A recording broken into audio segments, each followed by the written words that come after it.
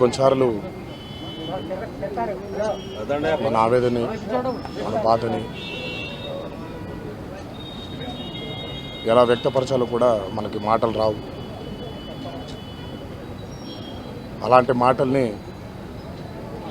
ఆ మహానుభావుడు ఆయన కలంతో వ్యక్తపరచాల్సినటువంటి పరిస్థితి.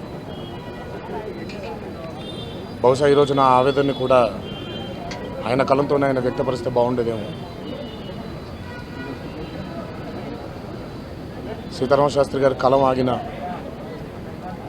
ఆయన రాసినటువంటి ఎన్నో అద్భుతమైన పాటలు, ఆయన అక్షరాలు తెలుగు జాతి బ్రతుకున్నంత కాలం, తెలుగు భాష బ్రతుకున్నంత కాలం చిరస్మరణీయంగా ఆయన రాసినటువంటి సాహిత్యం బ్రతికే ఉంటుంది. రాబోయే తరానికి ఆ సాహిత్యం బంగారు బాటని వెయ్యాలని, పైనుంచి తెలుగు సాహిత్యం వైపు ఆయన చల్లని చూపు ఎల్లప్పుడూ ఉండాలని ఆ దేవుని మనసారా కోరుకుంటున్నాను.